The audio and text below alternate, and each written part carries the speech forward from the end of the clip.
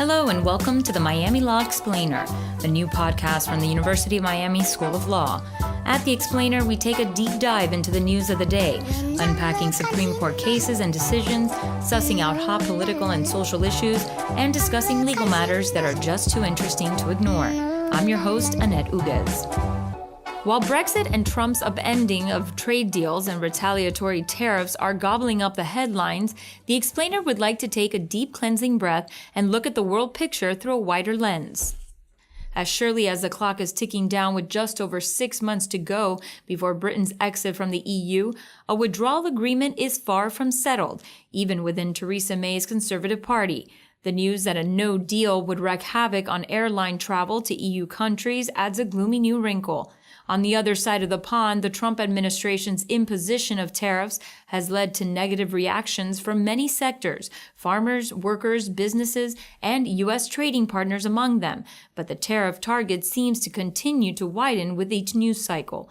With us today are Caroline Bradley, a former lecturer at the London School of Economics and Political Science, and an expert on matters of British and EU financial law, and Kathleen Claussen, who prior to Miami Law was Associate General Counsel at the Office of the U.S. Trade Representative, where she represented the United States in international trade dispute proceedings and served as a legal advisor for the U.S. in international trade negotiations.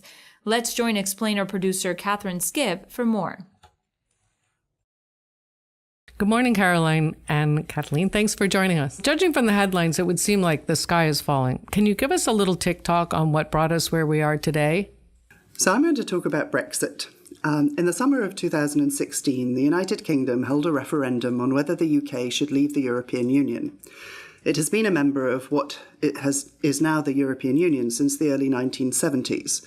But the UK's history as part of Europe has always been somewhat problematic. UK politicians had often wanted to blame the European Union for problems that they didn't want to take responsibility for themselves. And in recent years, a new political party grew up, the UK Independence Party, and they advocated very forcefully that the UK should leave the European Union. This started pulling apart the Conservative Party, and David Cameron, when he was Prime Minister, decided that the UK should have a referendum on the idea of whether the UK should leave the European Union. Most people were very much surprised by the result, because in the summer of 2016, the citizens of the UK voted to leave the European Union. In March 2017, the UK gave a notification to the European Union that it would in fact leave, and this started rolling a 2-year process of negotiation on the terms on which the UK will leave. It's not a surprise, perhaps, that these negotiations have been very difficult, and we still, only 6 months before the date for the UK to leave, have no idea on what terms the UK will in fact leave. Kathleen, what do you see happening in the United States since the Trump administration took power? Well, there are a number of things going on in the trade front with the Trump administration, Catherine. Let me highlight 3, and maybe we can speak about the third the most, as that I think is the most important.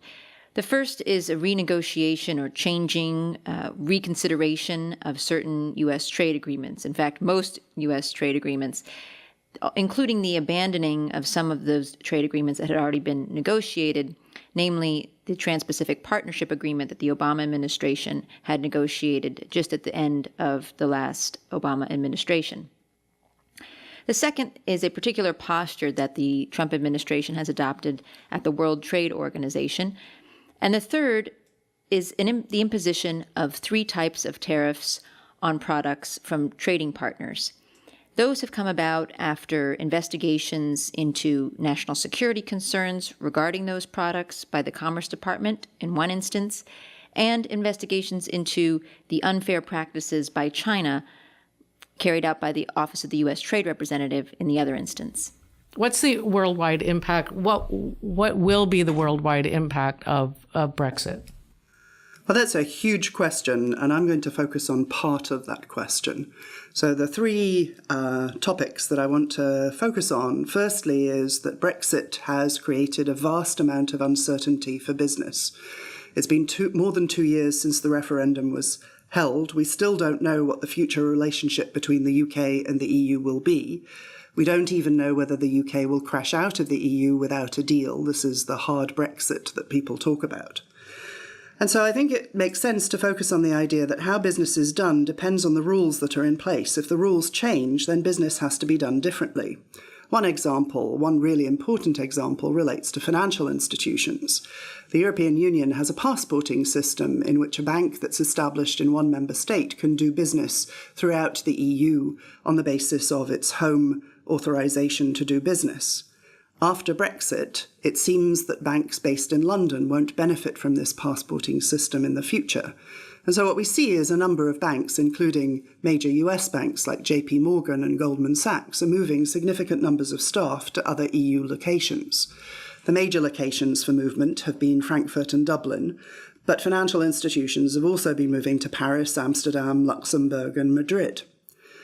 There's also a big issue with respect to supply chains being disrupted, supply chains whereby businesses create products and move them around the world are based on a set of rules. And so when we move from a situation where there is free movement of goods within the European Union to a situation where there will be likely no longer free movement of goods between the UK and the EU, border crossing will become slower and more complicated. And so UK firms have been losing business as a result of this, but it causes problems for anybody whose supply chain interacts at any point with the UK. All of this uncertainty imposes costs on businesses around the world. So the second issue I want to focus on relates to financial markets. London is a major global financial centre. It's the only really significant global financial centre in the EU at the moment.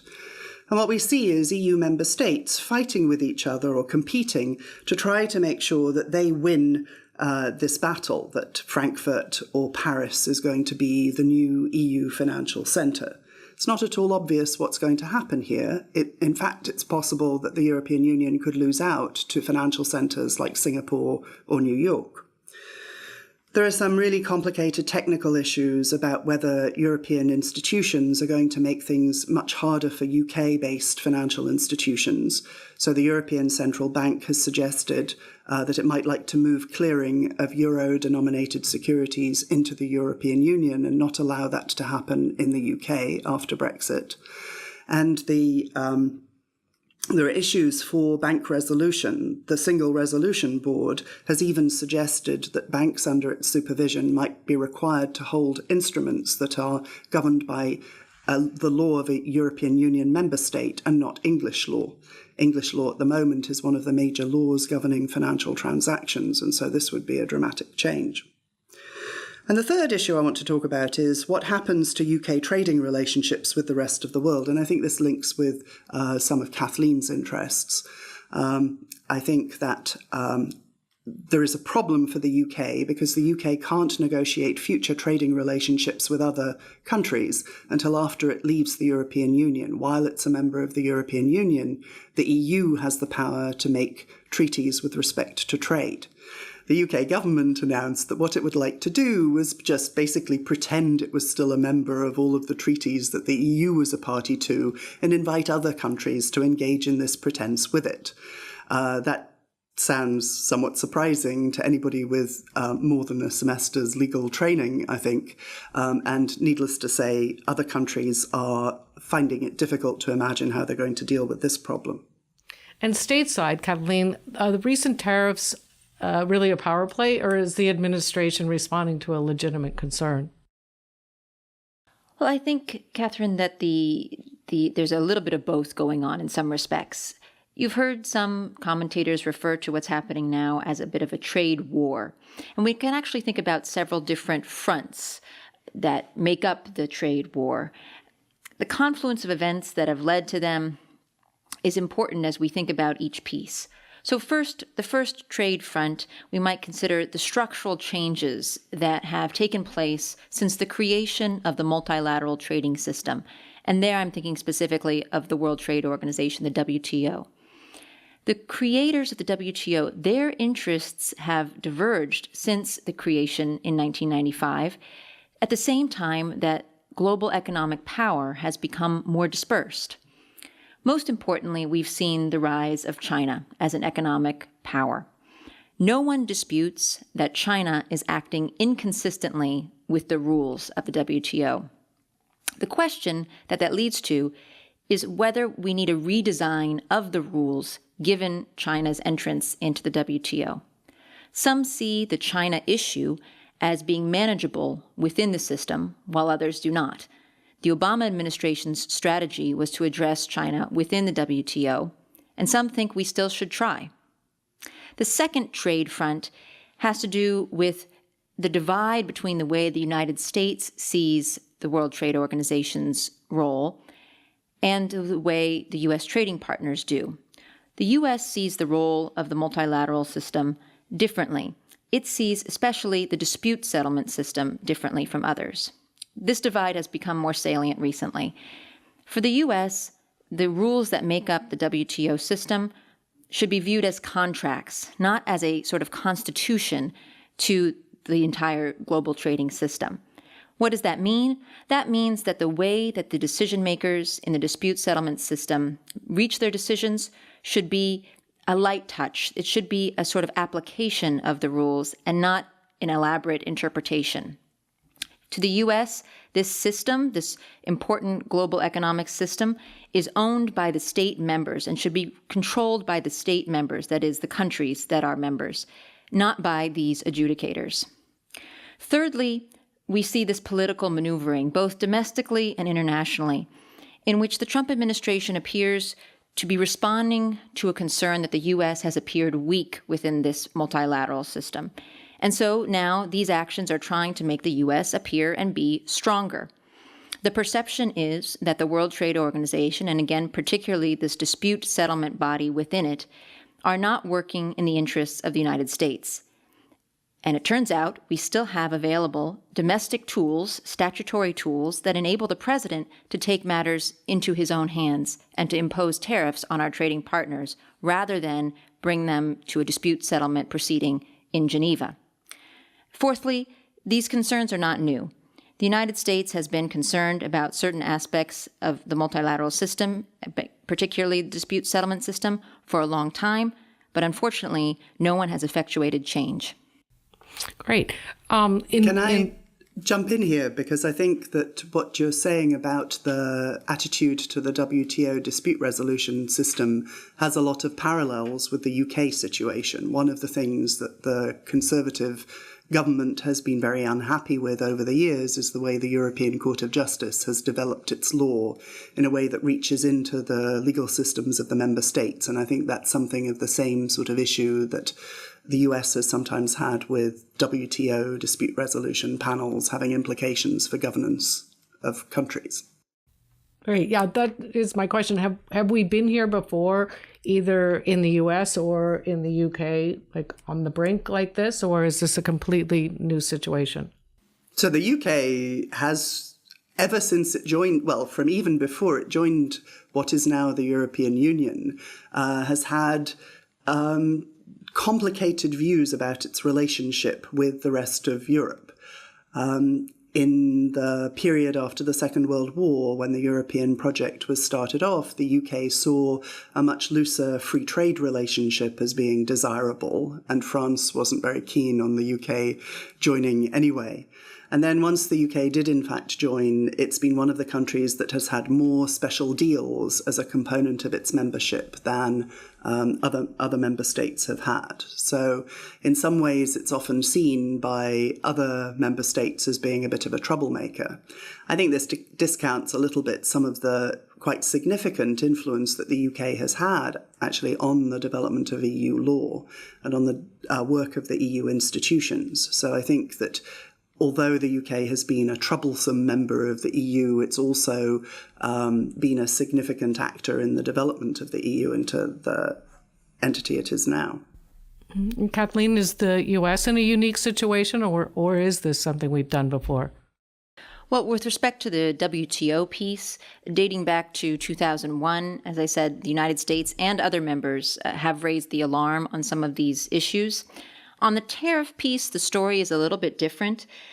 There have been moments in U.S. history where very high tariffs have been imposed. They haven't ended up so well. And those times particularly are moments when Congress was developing the tariff rates. But since 1934, Congress has largely delegated trade authority to the president, sometimes with very few checks or balances, which is becoming more of an issue now, as we've seen.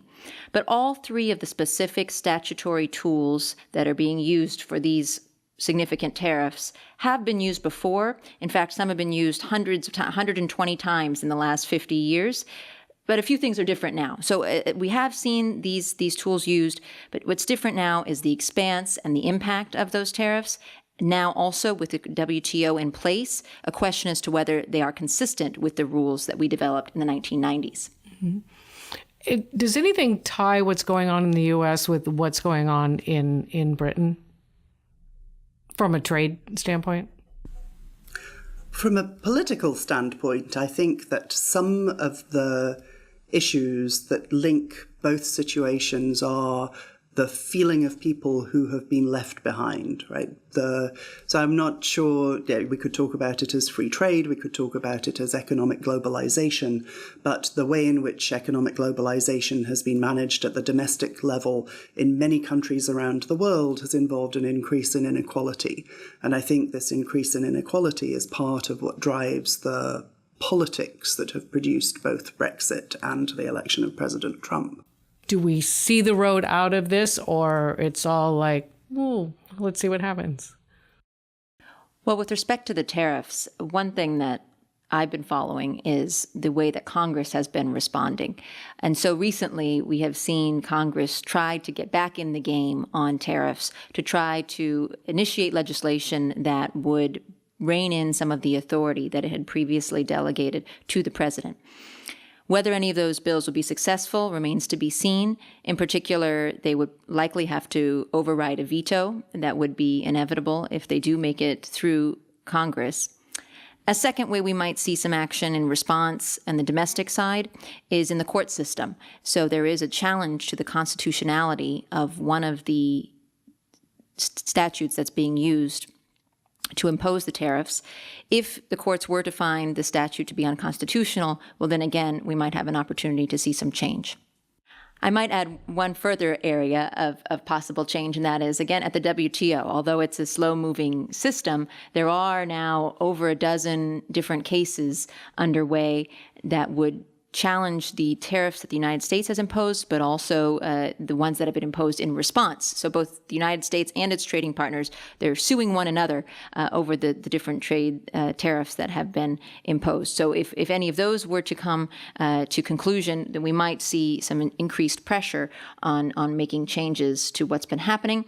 That's also unlikely, given the passage of time that would be required to reach the final stages, and also given what's happening in the appeals mechanism system at the World Trade Organization, where several of the members of the appeals mechanism have, that is the individuals who decide appeals, have finished their terms and none others have been appointed.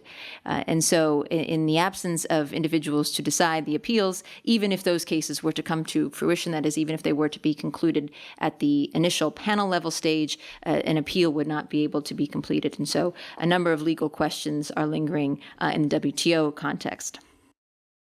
Any final thoughts? So I think the only thing I'd like to add is a sort of reflection on how various sorts of stresses create problems in multilateral treaty situations. The European Union since 2008 has been dealing with a financial crisis, a migration crisis, and now dealing with Brexit. These sorts of problems aren't going to go away. The migration crisis is ongoing, and it's only going to get worse in response to climate change. And somehow I believe that we need to figure out how in these multilateral environments to be able to deal with the sorts of crises that we face without everything falling apart. Great. Well, I know we'll be continuing to check back with you as this moves forward. Thanks for your time and your insights. Thanks, Catherine. Thanks for joining us on The Explainer. We hope you'll subscribe on iTunes and comment and follow us on social media. Next week, we'll be with constitutional scholar Charlton Copeland and political scientist Gregory Koger to drill into voter disenfranchisement and gerrymandering on the road to the midterm elections. And that's all for this episode of The Explainer. Let us know what and whom you'd like to hear from at Miami Law in future shows. I'm your host, Annette Uguez, and we'll be back with you soon with another episode featuring legal news you can sink your ears into. This week's show was brought to you by Miami Law's Intensive Legal English Plus LLM program, the 3-semester curriculum designed for foreign lawyers who need to improve their English proficiency before the start of their graduate degree studies. For more information, visit law.miami.edu and search for Intensive English.